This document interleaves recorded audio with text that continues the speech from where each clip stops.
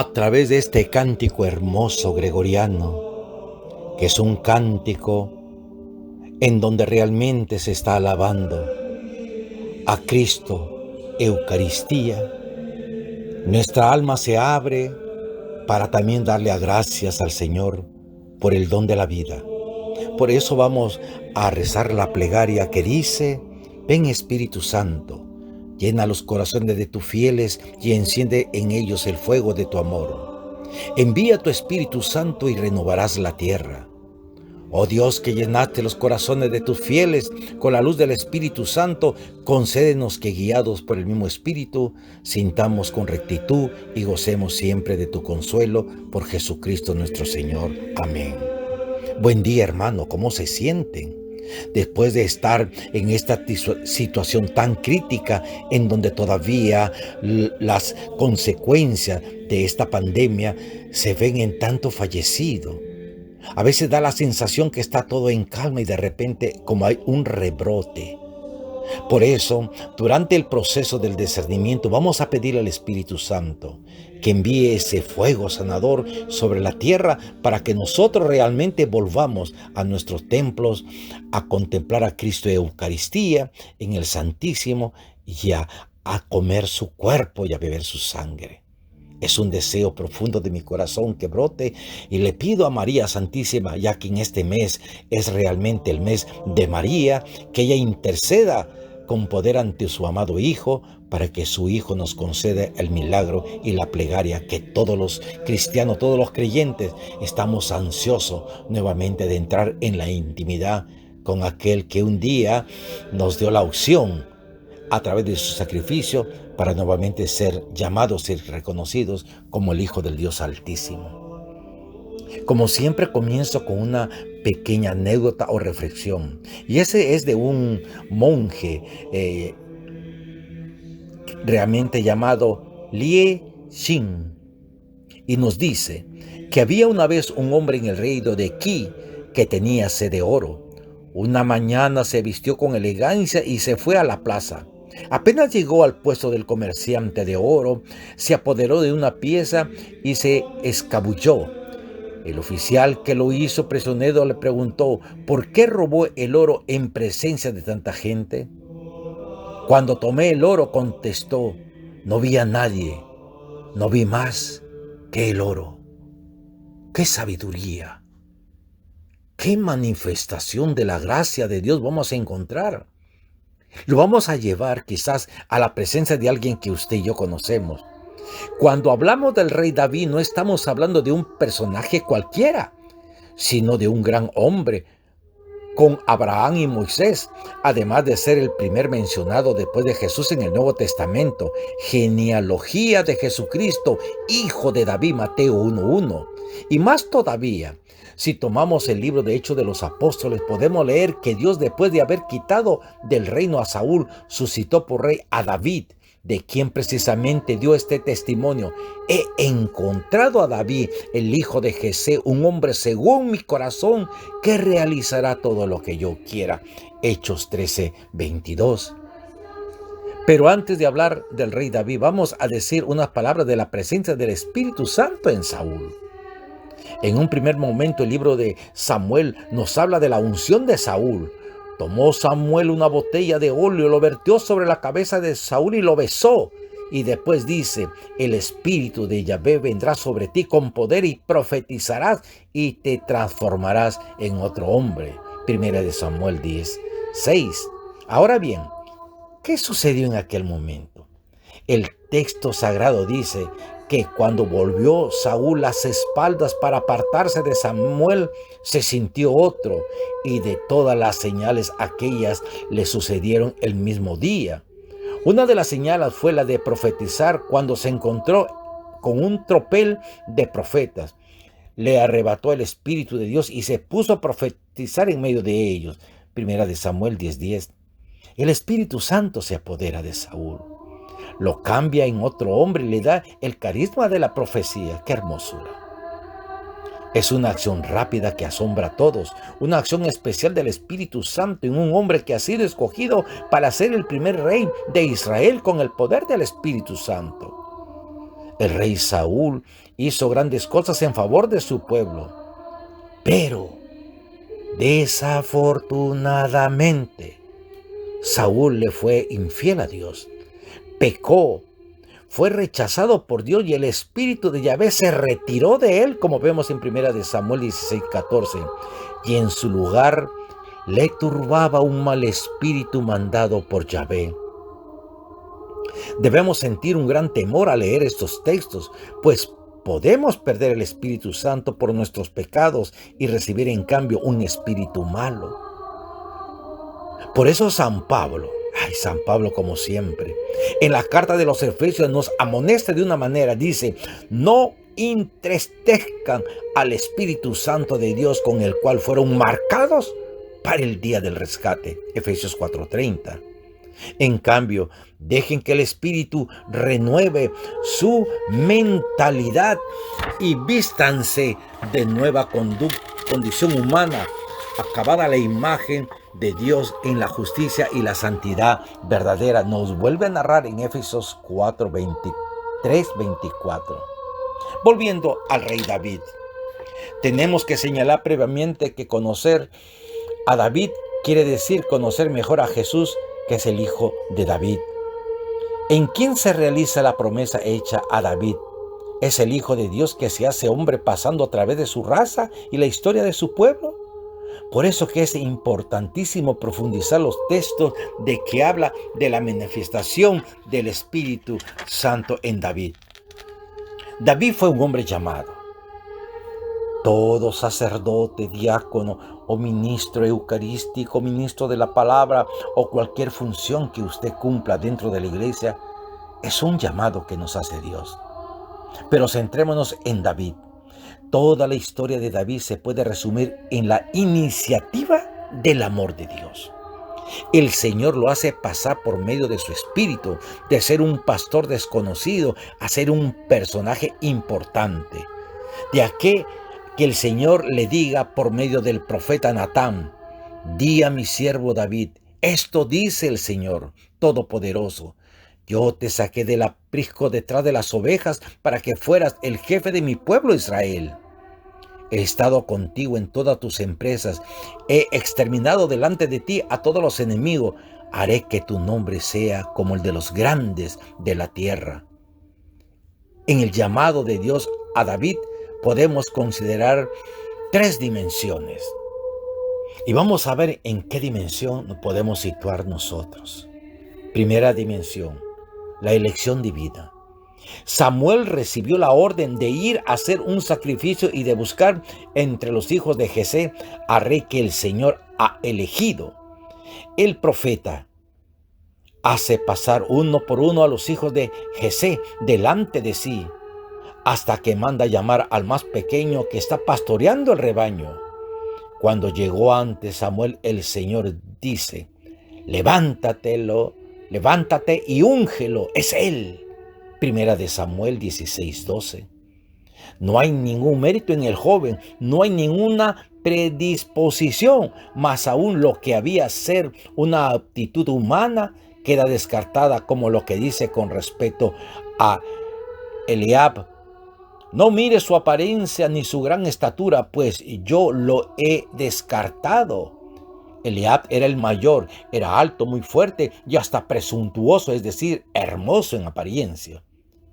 El Señor no ve presencia, el Señor no ve altura, el Señor no ve fuerza, el Señor ve disponibilidad íntima que hay en tu corazón. El Señor no solo rechazó a Eliab, también a los otros hermanos, hasta cuando llegó el más pequeño, rubio, de bellos ojos y hermosa presencia. La misma descripción subraya que no es apto para ser rey. En cambio, Saúl fue elegido porque de los hombres arriba aventajaba a todos los hombres de Israel. En ese tiempo, el rey era ante todo el jefe guerrero. En cambio, David, rubio y de hermosa presencia, no tenía aspecto de hombre de guerra. Tomó Samuel el cuerno de aceite y lo ungió en medio de sus hermanos, y a partir de entonces vino sobre David el Espíritu del Señor, En esto hay una armonía con la carta a los Romanos en 5:5 que nos dice: el amor de Dios ha sido derramado sobre nuestros corazones por medio del Espíritu que nos ha sido dado. Qué hermosura entender esta palabra. Querida familia, usted y yo tenemos ese derramamiento del Espíritu y lo hemos recibido en nuestro bautismo. Pero desgraciadamente, la situación en que vivimos, el orden inmoral con que esta sociedad realmente se rige, nos aparta del camino hacia la santidad, es decir, al camino de la perfección de un ser cristiano. Veamos las circunstancias. Primeramente, elegimos la elección divina, ahora vamos a ver la circunstancia. Hay un filósofo llamado Ortega y Gasset, decía: yo soy y mis circunstancias. Muchas veces estas no las elige el hombre, sino que se presentan. Saúl está sujeto a crisis de melancolía. En ese tiempo está sumamente triste porque sabe que ha sido rechazado por el Señor y sufre por el abandono de parte del profeta Samuel. Quiere pues a alguien que le toque la cítara. Hay quien conoce a David y sus cualidades musicales, llegando estos a oído de Saúl. Saúl lo hace llamar a su corte. Despachó Saúl mensajero a Jesé que le dijera: envíame a tu hijo David, el que está con el rebaño. Tomó Jesé 5 panes, un odre de vino y un cabrito y lo envió a Saúl con su hijo David. Llegó David donde Saúl y se quedó a su servicio. A partir de ese momento comienza la carrera de David. Las circunstancias, quiero que noten este detalle. Las circunstancias para el rey David fueron imprevistas porque la elección de Saúl había podido no caer sobre él. Pero una vez más, que tomar en cuenta que los caminos de Dios no son los nuestros y que Dios sabe escribir de muchas maneras. Claro está que Dios actuó por medio de la casualidad. El amor de Dios está presente en cada detalle de nuestra existencia y su designio se descubre poco a poco. Los acontecimientos realmente se presentan fortuitos, desunidos entre sí, como para David, pero Dios actúa hasta la hora de nuestra muerte para realizar su proyecto secreto de su misericordia. Por último, tenemos la valentía. El rey David vino a traer queso, trigo y pan a sus hermanas que estaban en el campo. Oyó hablar de Goliat, escucha sus palabras amenazadoras contra Dios y pregunta por qué los israelitas lo dejan insultar y por qué nadie acepta el desafío. Eliab le respondió a David que se entromete y David se maravilla de la reacción del hermano. Entonces David se dirigió a Saúl. No hay por qué tenerle miedo a ese. Yo, tu servidor, iré a pelear con ese filisteo, dijo Saúl. No puedes pelear contra él, pues tú eres un jovencito y él es un hombre adiestrado para la guerra desde su juventud. David le respondió: cuando estaba guardando el rebaño de mi padre y tenía un león o un oso que se llevaba una oveja del rebaño, yo perseguía y lo golpeaba y se la arrancaba. Y si se volvía contra mí, le tomaba de la quijada y lo golpeaba hasta matarlo. Así David asume su riesgo en el nombre del Señor. Sus palabras merecen ser meditadas con detenimiento. Él se basa en el hecho de que Dios siempre lo ha protegido. El riesgo que él asume es definitivo, puesto que se trataba de vencer o de morir. No se trataba aquí de una simple prueba o experiencia. David, hombre pecador. David no era el Mesías, era un hombre pecador a pesar de que mantenía unos principios en los que no renunciaba. ¿Cuáles son? La fidelidad a los amigos, el respeto a los juramentos y las reglas de juego de la guerra. Pero sabemos que a través de pequeñas circunstancias insignificantes, el héroe David se vuelve desleal, infiel y traidor. En la antigüedad, los reyes tenían la costumbre de participar en las guerras, Pero en este caso parece que David está satisfecho con su trono de rey y ya no se arriesga como en otro tiempo.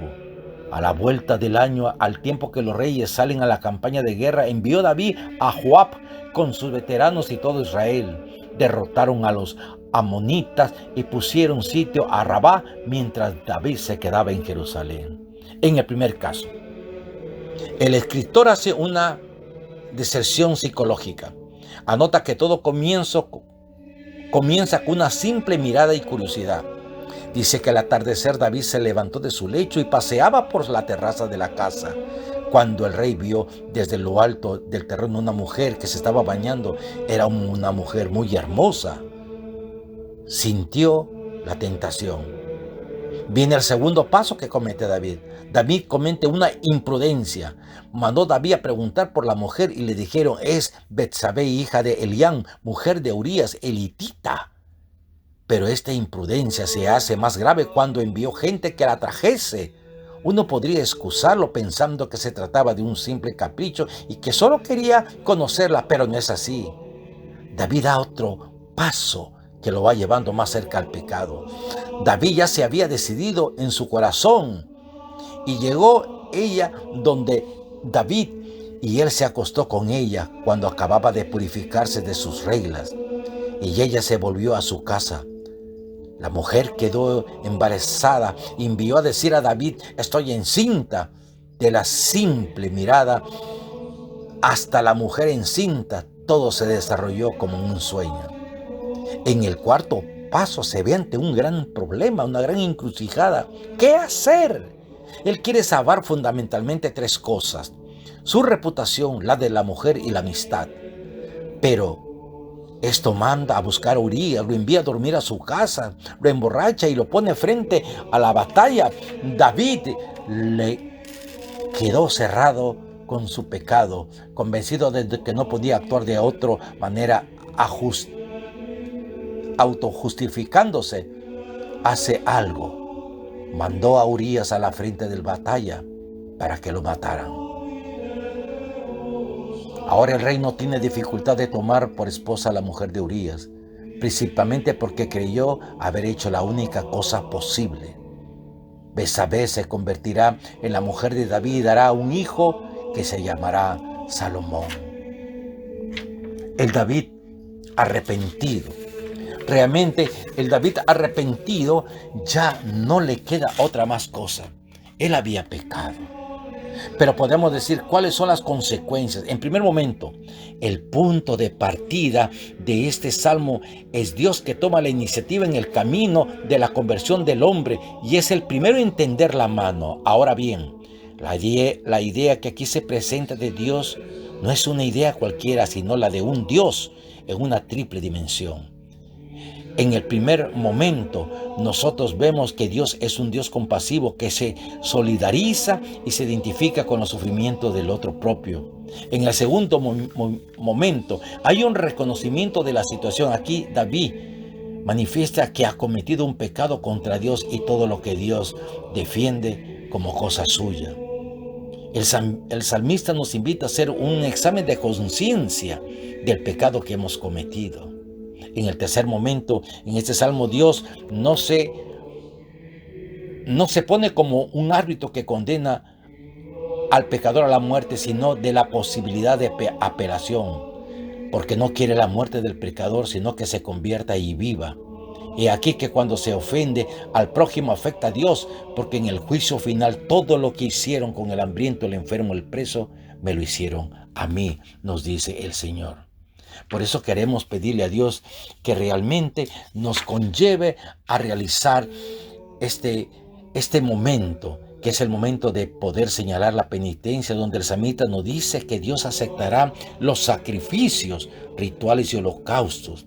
La penitencia es una palabra de arrepentimiento que suena un poco desagradable, pero que es justo por nuestra acción pecaminosa.